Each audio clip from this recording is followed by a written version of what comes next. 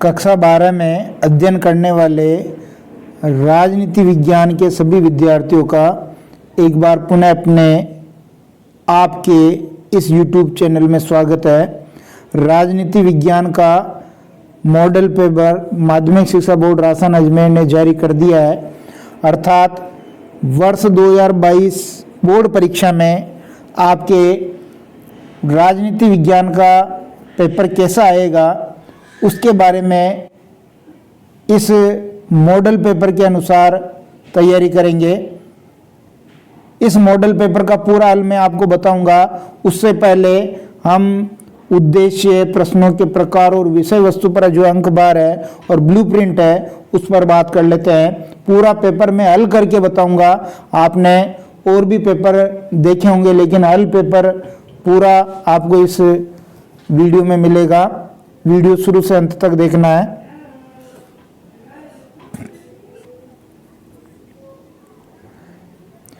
ये देखिए प्रश्न पत्र योजना है। कक्षा 12 राजनीति विज्ञान का 2 घंटे 45 मिनट का 80 अंक का पेपर होगा। यहाँ पर उद्देश्य के अनुसार अंक बार आपको पता है कि पेपर में 4 उद्देश्यों को लेकर के क्वेश्चन बनाए जाते हैं। ज्ञानात्मक, अवबोधात्मक, अभिव्यक्ति और मौलिकता। तो 32 अंक के ज्ञानात्मक होंगे, 24 के अवबोध, 20 के अभिव्यक्ति, 4 की मौलिकता। ये परसेंटेज इस हिसाब से है। फिर आगे देखिए प्रश्नों के किस प्रकार के प्रकार होंगे उसके अनुसार अंक बार। वस्तुनिष्ठ, अति लघुत्तरात्मक, लघुत्तरात्मक, दीर्घ उत्तरीय प्रश्न और निबंधात्मक। तो ध्यान दीजिए वस्तुनिष्ठ प्रश्न आपके 18 पूछे जाएंगे, अति लघुत्तरात्मक 12 पूछे जाएंगे। यानी आप यूं समझ लीजिए कुल 30 प्रश्न आपके वस्तुनिष्ठ और अति लघुत्तरात्मक हो गए, 13 आपके लघुत्तरात्मक, 4 दीर्घ उत्तरीय और 3 निबंधात्मक। ये प्रत्येक प्रश्नों के अंक हैं, उस हिसाब से ये इनके टोटल नंबर बना रही है। संभावित टाइम भी है। अब आपके जो पाठ है उन पाठों का अंक बार भी आप देख लीजिए। पहला पाठ शीत युद्ध का दौर 8 अंक का है, दूसरा 8 अंक का, तीसरा 7 अंक का, चौथा 6 अंक का, पांचवा 5 अंक का, छठा 6 अंक का। ये पाठ की क्रम संख्या हो सकता है आपकी 28 चेंज हो जाए, इसलिए नाम याद रखें। 2 ध्रुवीयता का अंत, समकालीन दक्षिण एरिया, अंतर्राष्ट्रीय संगठन, समकालीन विश्व में सुरक्षा, पर्यावरण और प्राकृतिक संसाधन, राष्ट्र निर्माण की चुनौतियां 7 अंक, एक दल के प्रभुत्व का दौर 6 अंक, नियोजित विकास की राजनीति 7 अंक, कांग्रेस प्रणाली चुनौतियां और पुनर्स्थापना 6 अंक, जन आंदोलन का उदय 7 अंक और भारतीय राजनीति नए बदलाव 7 अंक। अब इनके अनुसार आपको तैयारी करनी है, लेकिन निबंधात्मक प्रश्न कौन कौन से पार्ट में से आएंगे वो हम ब्लूप्रिंट के अकॉर्डिंग देखते हैं। ये ब्लूप्रिंट आपको नजर आ रहा है, ये आपके सारे पाठों के नाम हैं। अब देखिए ज्ञान, अवबोध, ज्ञानोपयोग और मौलिकता, इनके प्रत्येक के जितने टाइप के क्वेश्चन हैं वो बता रहे। जैसे यहाँ से यहाँ तक प्रत्येक में 5 है। वस्तुनिष्ठ, रिक्त स्थान, अति लघुत्तरात्मक, लघुत्तरात्मक, दीर्घ उत्तरीय, निबंधात्मक। इसी तरह 5 प्रकार इनके, इसी तरह 5 प्रकार इनके, इसी तरह इनके हैं। अब ध्यान दीजिए यहाँ आपको देखना है कि निबंधात्मक प्रश्न बन रहा है एक तो आपके अंतर्राष्ट्रीय संगठन से, ठीक है। फिर एक निबंधात्मक प्रश्न बन रहा है आपके राष्ट्र निर्माण की चुनौतियों से। फिर एक निबंधात्मक प्रश्न बन रहा है आपके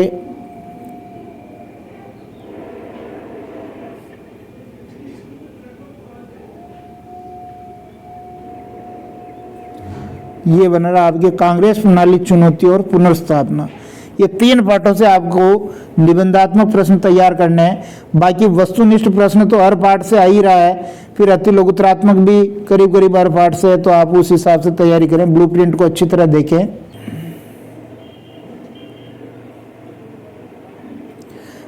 पहला प्रश्न हम देख रहे हैं कि उत्तर अटलांटिक संधि संगठन यानी नाटो की स्थापना कब की गई। तो नाटो की स्थापना आपके 4 अप्रैल 1949 को की गई। आपका ऑप्शन नंबर 6 सही है, यानी 4 अप्रैल 1949 को इसकी स्थापना की गई। अब आपको नाटो के बारे में अतिरिक्त जानकारी आपको पता होनी चाहिए कि इसके स्थापना के समय 12 सदस्य थे। कितने सदस्य थे? 12 सदस्य थे। और वर्तमान में ये 12 से बढ़कर के 30 सदस्य हो चुके हैं। इसका जो मुख्यालय है वो ब्रुसेल्स में, मुख्यालय कहाँ, ब्रुसेल्स में। और ये अंतर सरकारी सैन्य संगठन है, अंतर सरकारी सैन्य संगठन है, ठीक है। दूसरा प्रश्न देखेंगे, शॉक थेरेपी किस वर्ष अपनाई गई? तो सबसे पहले हम इसका सही उत्तर देख लेते हैं कि शॉक थेरेपी ऑप्शन नंबर ब 1990 में अपनाई गई। पहले तो इसका अर्थ देख लेते हैं कि शॉक थेरेपी का मतलब क्या होता है। इसका मतलब होता है आघात पहुंचाकर उपचार करना। ये इसका अर्थ होता है शॉक थेरेपी का, कि आघात पहुंचाकर उपचार करना। अब ये है किससे संबंधित, वो देखेंगे कि सोवियत संघ का जो विघटन हुआ था, सोवियत संघ के विघटन के बाद, सोवियत संघ का जो विघटन हुआ था उसके बाद रूस, पूर्वी यूरोप तथा मध्य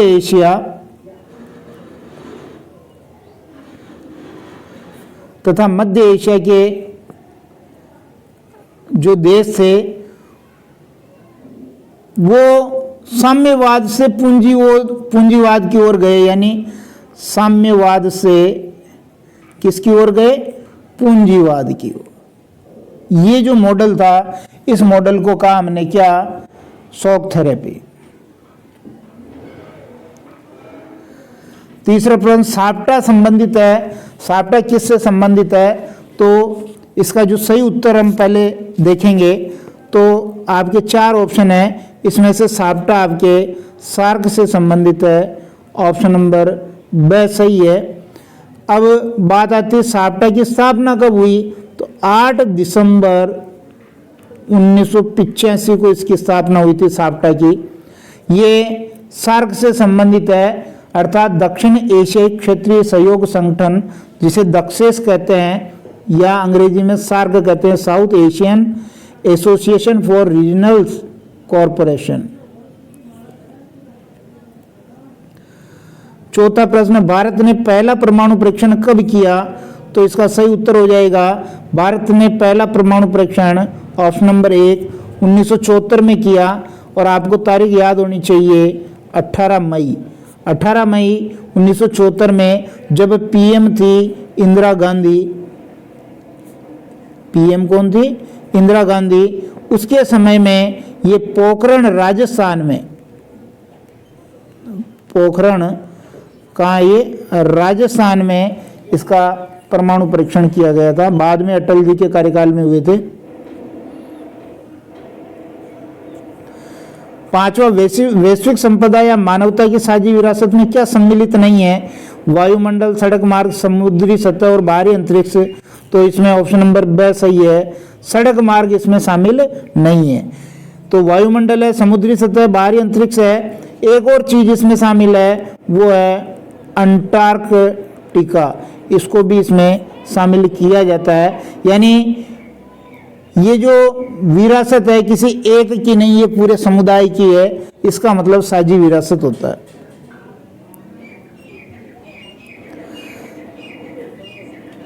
छठा प्रश्न देखिए, छठा प्रश्न कह रहा है कि स्वतंत्र भारत में प्रथम आम चुनाव कब हुए? ये तो बहुत सिंपल क्वेश्चन है, क्योंकि स्वतंत्र भारत के पहले आम चुनाव 1952 में हुए थे।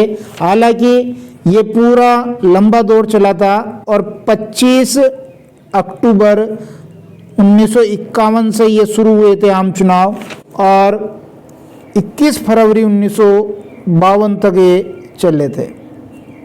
तो लंबा टाइम चला था ये। कांग्रेस को इसमें 364 सीटें मिली थी। और पहली जो लोकसभा का गठन हुआ था, जीवी मावलंकर ये इसके अध्यक्ष बने थे, लोकसभा अध्यक्ष। पहले स्पीकर ये थे, ठीक है।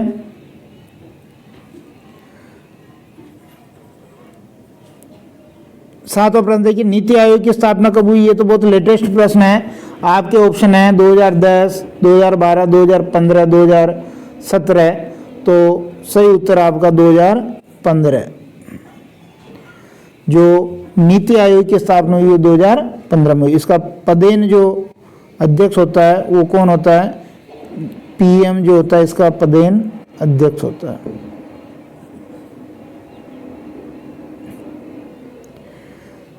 अगला प्रश्न देखिए, चिपको आंदोलन की शुरुआत किस राज्य से हुई? झारखंड, उत्तराखंड, उत्तरांचल, मणिपुर। तो इसका जो सही उत्तर है वो है उत्तराखंड। हालांकि ये वर्तमान उत्तराखंड है, लेकिन जब ये शुरुआत हुई थी तो उस वक्त का ये यूपी था, यूपी का हिस्सा था। और उत्तराखंड का जो चमोली जिला है, कौन सा जिला? चमोली जिला, वहां पर 1973 ईस्वी में इसकी शुरुआत हुई थी। और बाद में शुरू तो इसको चंडी प्रसाद भट्ट और गोरा देवी ने किया, लेकिन सुंदरलाल बहुगुणा ने इसको बहुत अच्छा नेतृत्व दिया था। सुंदरलाल बहुगुणा नाम सुना होगा आपने। सुंदरलाल बहुगुणा ने इसका बहुत अच्छा नेतृत्व किया था। फिर आगे देखिए, निम्न राजनीतिक दलों में से नया राजनीतिक दल कौन सा है? 4 है। Indian national Congress, Bharatiya Janata party, Bahujan Samajwadi party, आम आदमी पार्टी। तो इसमें जो नवीन दल है वो तो है आम आदमी पार्टी, जिसे आप कहते हैं। तो देखिए, इंडियन नेशनल कांग्रेस की स्थापना पे बात करें तो इंडियन नेशनल कांग्रेस की स्थापना 1885 में A.O. ह्यूम के नेतृत्व में हुई। भारतीय जनता पार्टी की स्थापना 1980 में वाजपेयी और आडवाणी जी के नेतृत्व में हुई। बहुजन समाजवादी पार्टी बसपा जो है, बसपा की स्थापना ये आपकी 1984 में काशीराम जी के नेतृत्व में हुई। और आम आदमी पार्टी ये लेटेस्ट है, और ये जो पार्टी बनी आपके 2012 में बनी थी। और अरविंद केजरीवाल जो अन्ना के आंदोलन से निकले थे, वो उनके नेतृत्व में ये पार्टी बनी। दिल्ली में इनका शासन है अभी। संयुक्त राष्ट्र संघ के प्रथम महासचिव कौन थे? ट्रैगवेली, डेग हैमरशोल्ड, यू थॉन्ट, बान की मून। तो इसका जो सही उत्तर है वो ऑप्शन नंबर 1 ट्रैगवेली है। तो यूएनओ जो है इसका जो मुख्यालय है ये तो आपको ध्यान होना चाहिए न्यूयॉर्क में। कहाँ है ये? न्यूयॉर्क में। और इसकी स्थापना आपको ध्यान है कि 24 अक्टूबर 1945 को इसकी स्थापना हुई थी यूएनओ की। और वर्तमान में अगर हम अध्यक्ष देखें, वर्तमान में अध्यक्ष क्या सॉरी इसके महासचिव देखें, वर्तमान में महासचिव हैं एंटोनियो गुटेरेस।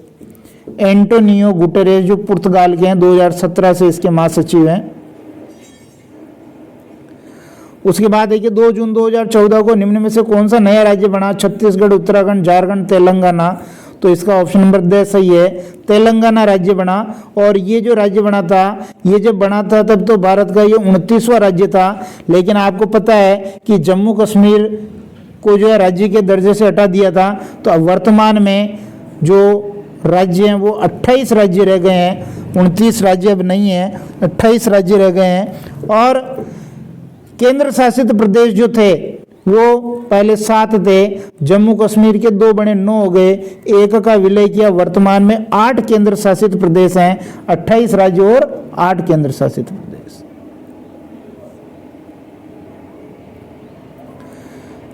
बारहवां देखिए, स्वतंत्र भारत के प्रथम शिक्षा मंत्री कौन थे? जवाहरलाल नेहरू, सरदार वल्लभ भाई पटेल, मौलाना अब्दुल कलाम आजाद, भीमराव अंबेडकर। सही उत्तर आपका ऑप्शन नंबर 6 है, मौलाना अब्दुल कलाम आजाद जो हैं ये इसके पहले शिक्षा मंत्री थे स्वतंत्र भारत के। रिक्त स्थानों की पूर्ति करनी है। पहला कह रहा है कि संयुक्त राष्ट्र संघ की सुरक्षा परिषद में 5 स्थायी सदस्य और 10 अस्थायी सदस्य होते हैं। नाम भी आपको ध्यान होना चाहिए कि 10 अस्थायी सदस्य तो बदलते रहते हैं, लेकिन जो स्थायी सदस्य हैं संयुक्त राज्य अमेरिका, पहला तो ये आप जानते हैं। दूसरा है यूनाइटेड किंगडम जो जर्मनी और उसका हिस्सा है, रूस तीसरा, चीन चौथा और फ्रांस ये पांचवा। ये 5 जो है स्थायी सदस्य हैं सुरक्षा परिषद के। भारत में संसदीय शासन पर आधारित कौन सा लोकतंत्र अपनाया गया? तो यहां हो जाएगा अध्यक्षात्मक। कौन सा? अध्यक्षात्मक लोकतंत्र अपनाया गया। प्रथम विश्व युद्ध सन से सन चला, वैसे तो ये 1914 से 1918 के बीच चला, लेकिन तारीख देखें तो 18 जुलाई 1914 से ये 11 नवंबर 1918 तक चला। चौथा देखेंगे, रूस की 1917 की समाजवादी क्रांति के बाद कौन अस्तित्व में आया? तो जो समाजवादी क्रांति हुई थी उसके बाद रूसी सोवियत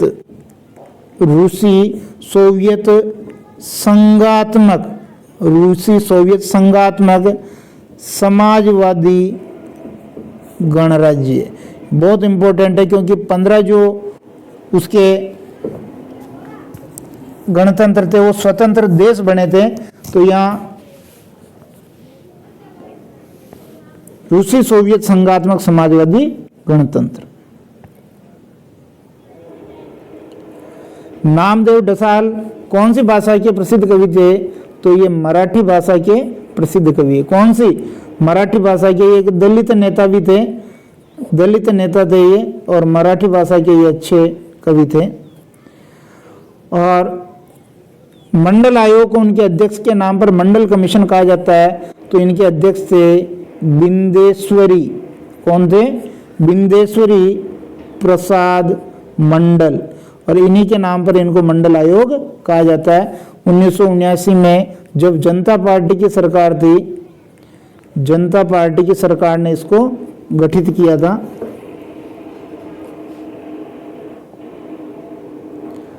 अब देखिए, जो एक एक पंक्ति में उत्तर देने हैं या एक एक शब्द में उत्तर देने हैं वो भी आपको पता होना चाहिए।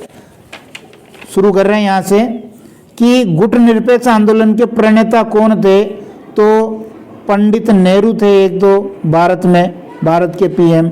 एक अब्दुल नासिर थे, अब्दुल नासिर, और एक मार्शल टीटो, ये प्रणेता थे। आगे भी ये प्रश्न वापस आएगा तो डिटेल से बता रखा है। सोवियत संघ का विघटन कब हुआ? सोवियत संघ का विघटन पूछा है तो 26 दिसंबर 1991 को सोवियत संघ का विघटन हुआ था, और जो 15 गणतंत्र थे वो स्वतंत्र देश बने। 15 गणतंत्र जो थे वो स्वतंत्र देश बने। अगला प्रश्न देखिए, सार्क का पूरा नाम लिखना है। सार्क का पूरा नाम क्या है? जिसे हिंदी में हम दक्षेस कहते हैं। सार्क को हिंदी में क्या कहते हैं? दक्षेस। तो दोनों तरीके से मैं यहाँ लिख रहा हूँ। देखिए, दक्षेस का लिख रहा हूँ मैं दक्षिण एशियाई क्षेत्रीय सहयोग संगठन। ये तो हो गया दक्षेस हिंदी में। सार्क का लिखेंगे तो साउथ एशियन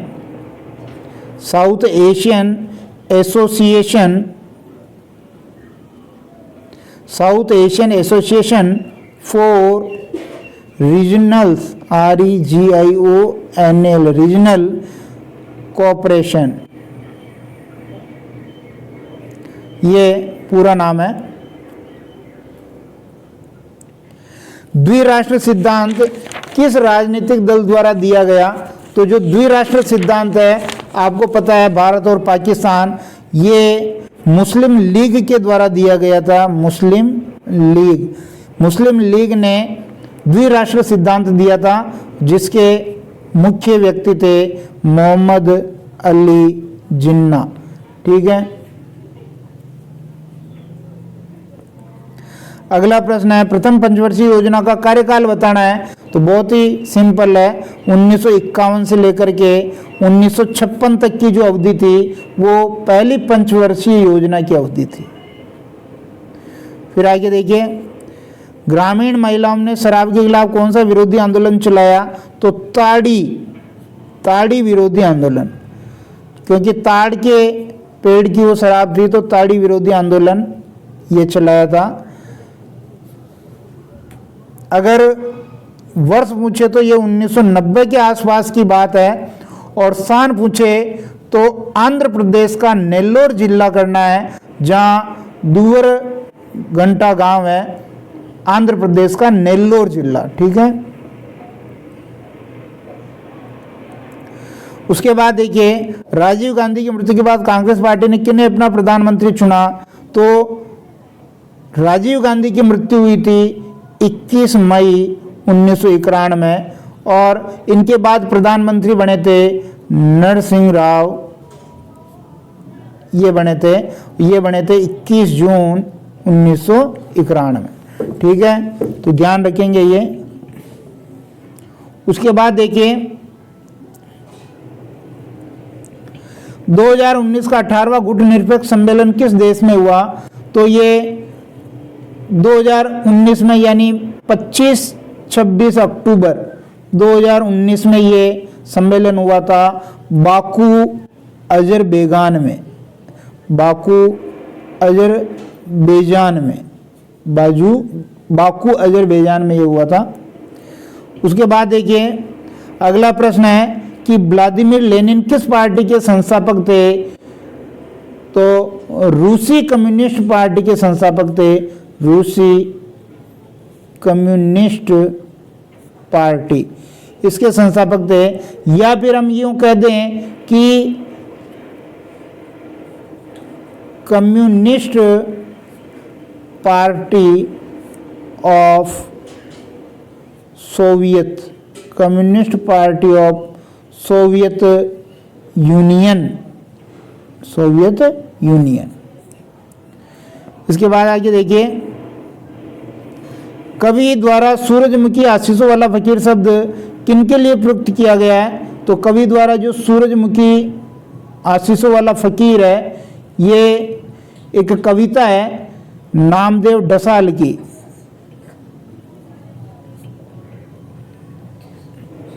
नामदेव ढसाल जो मराठी कवि थे, 2 कविताएं इन्होंने लिखी थी, अंधेरे की पथ यात्रा और सूरजमुखी आशीषों वाला फकीर।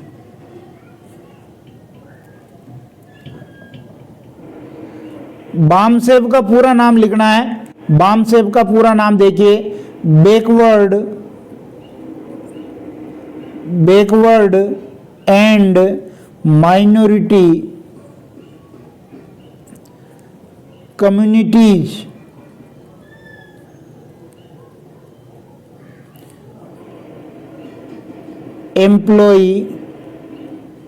Employees federation.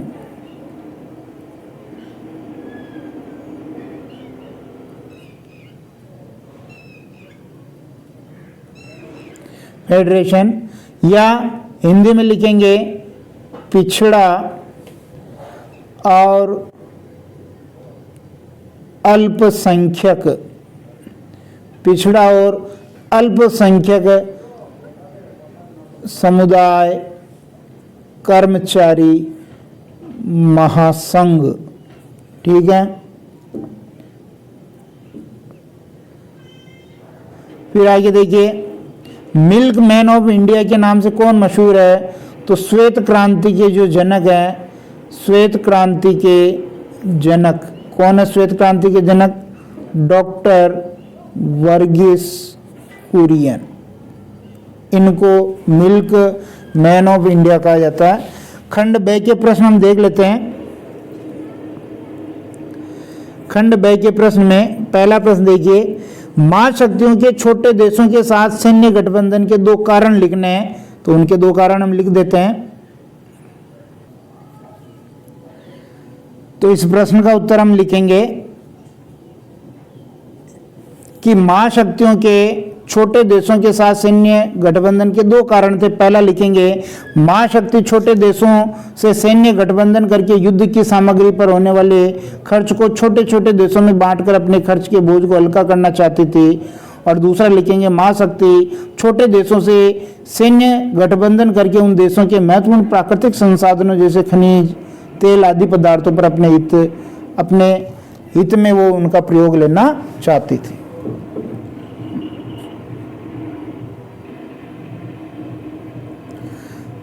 पांचवा प्रश्न है कि सोवियत संघ के विघटन के दो कारण बताने हैं।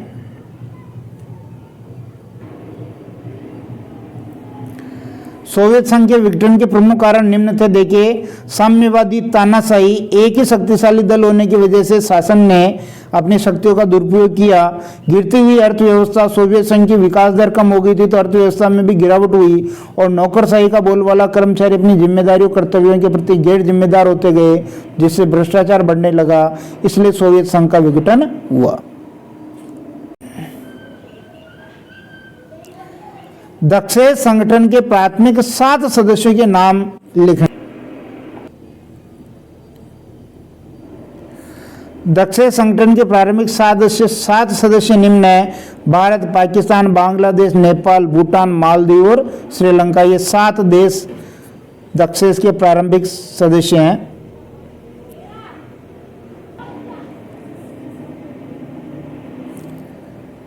रियो सम्मेलन के कोई 2 परिणाम लिखने हैं।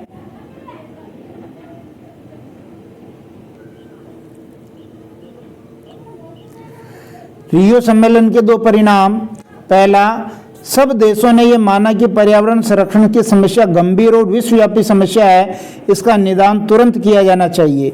दूसरा, पर्यावरण को सुरक्षित रखने की जिम्मेदारी सभी देशों की साझी है, इसे रोकने का उत्तरदायित्व केवल विकसित देशों का नहीं है।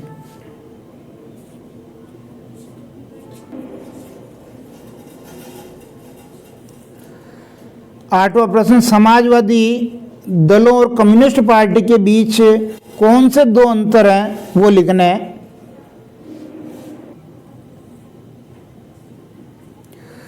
समाजवादी दल और कम्युनिस्ट पार्टी के बीच मुख्य अंतर देखिए, पहला, समाजवादी दल लोकतांत्रिक विचारधारा में विश्वास करता है, जबकि कम्युनिस्ट पार्टी सर्वहारा वर्ग के अधिनायकवाद में विश्वास करता है। पहला अंतर तो ये। दूसरा, समाजवादी दल पूंजीपतियों और पूंजी का विरोध नहीं करता है, जबकि कम्युनिस्ट पार्टी पूंजीपतियों और पूंजी का विरोध करते हैं। समाजवादी दल राज्य रूपी संस्था को चाहते हैं, जबकि कम्युनिस्ट पार्टी राज्य को समाप्त करने के पक्ष में है।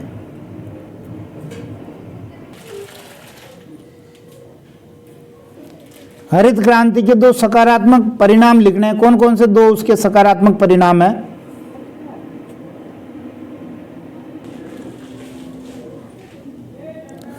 हरित क्रांति के 2 सकारात्मक परिणाम हैं। खाद्यान्नों के उत्पादन में तेजी से वृद्धि हुई, जिसके कारण भारत आत्मनिर्भर हुआ। किसानों में कृषि की नई तकनीकी अपनाने की रुचि बढ़ने लगी।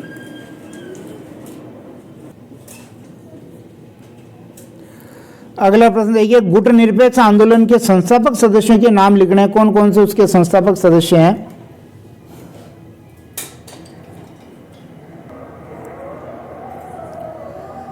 गुटनिरपेक्ष आंदोलन के संस्थापक सदस्य हैं भारत के प्रधानमंत्री पंडित नेहरू, मिस्र के पूर्व राष्ट्रपति गमाल अब्दुल नासिर, यूगोस्लाविया के राष्ट्रपति मार्शल टीटो, इंडोनेशिया के राष्ट्रपति डॉक्टर सुकर्नो और गाना के क्वामे एंक्रूजा। ये सब गुटनिरपेक्ष आंदोलन के संस्थापक सदस्य हैं।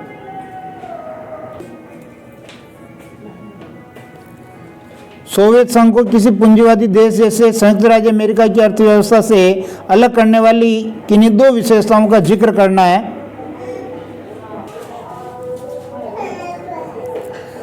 सोवियत संघ और जो अमेरिकी की जो अर्थव्यवस्था, उसमें मुख्य अंतर देखिए। सोवियत अर्थव्यवस्था पूर्ण रूप से सरकार के नियंत्रण में थी, जिसमें नागरिकों को निजी संपत्ति का अधिकार नहीं था, जबकि अमेरिका में नागरिकों को निजी संपत्ति का अधिकार था। एक तो यह है, सोवियत अर्थव्यवस्था ने समाजवादी व्यवस्था को बढ़ाने पर बल दिया, जबकि अमेरिका ने पूंजीवाद पर ज्यादा बल दिया। ऐसे 2 मसलों का नाम बताएं जिन पर भारत बांग्लादेश के बीच आपसी सहयोग है। भारत और बांग्लादेश के बीच आपसी सहयोग के दो मसले एरिया निम्न है। पहला, बांग्लादेश भारत के पूर्व चलो की नीति का हिस्सा है। इस नीति के अंतर्गत म्यांमार के जरिए दक्षिण पूर्व एशिया से संपर्क साधने की बात है। दूसरा, आपदा प्रबंधन और पर्यावरण के मसले पर भी दोनों देशों ने निरंतर सहयोग किया है। इस बात के भी प्रयास किए जा रहे हैं कि साझे खतरों को पहचान कर तथा एक दूसरे की जरूरतों के प्रति ज्यादा संवेदनशीलता बरतकर सहयोग के दायरे को बढ़ाया जाए।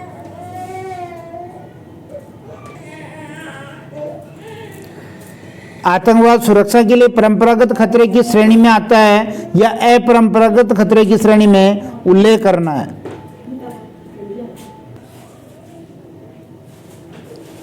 उत्तर लिखेंगे इस प्रश्न का कि आतंकवाद सुरक्षा के लिए परंपरागत या अपरंपरागत किस श्रेणी में आता है, तो उत्तर लिखना है आतंकवाद सुरक्षा के लिए अपरंपरागत श्रेणी में आता है। आतंकवाद का आशय राजनीतिक खून खराबे से है जो जानबूझकर और बिना किसी मुरब्बत के नागरिकों को अपना निशाना बनाता है।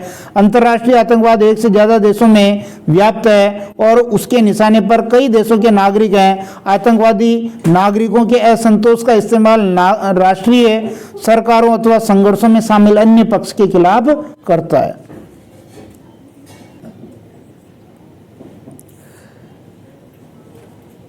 क्या एकल पार्टी प्रभुत्व की प्रणाली का भारतीय राजनीति के लोकतांत्रिक चरित्र पर खराब असर हुआ है?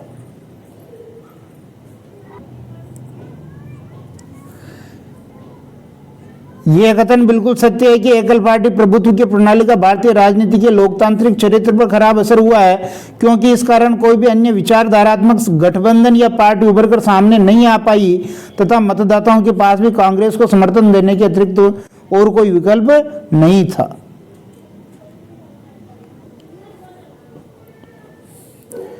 पंद्रहवां प्रश्न है, बॉम्बे प्लान से आप क्या समझते हैं?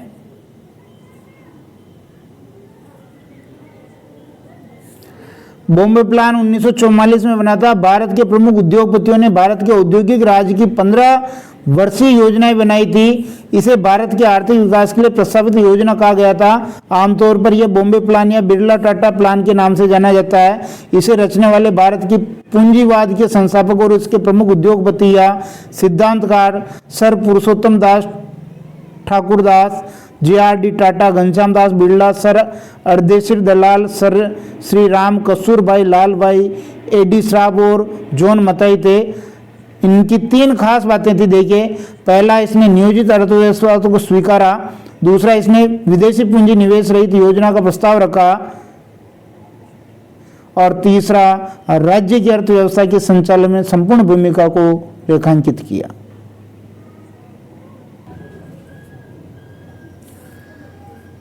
सोलहवां प्रश्न, 1970 के दशक में इंदिरा गांधी सरकार किन कारणों से लोकप्रिय हुई थी? 2 कारण लिखने हैं।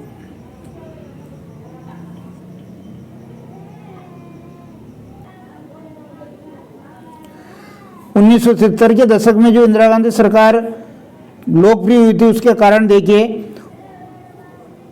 इंदिरा गांधी की सरकार ने साहसी फैसले लेते हुए अधिक प्रगतिशील कार्यक्रम जैसे 20 सूत्री कार्यक्रम, एक तो ये गरीबी हटाने के लिए बैंकों का राष्ट्रीयकरण, 2 प्रीवी पर्स को समाप्त करना, 3 कल्याणकारी सामाजिक आर्थिक कार्यक्रम की घोषणा, 4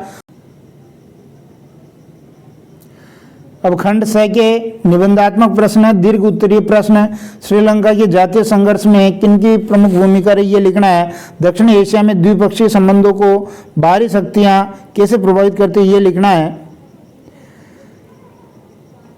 18वां प्रश्न फिर देखिए, साझी परंतु अलग अलग जिम्मेदारियों से क्या अभिप्राय है, इस पर विचार को कैसे लागू कर सकते हैं। वैश्विक पर्यावरण की सुरक्षा से जुड़े मुद्दे, 1990 के दशक से विभिन्न देशों के प्राथमिक सरोकार क्यों बन गए,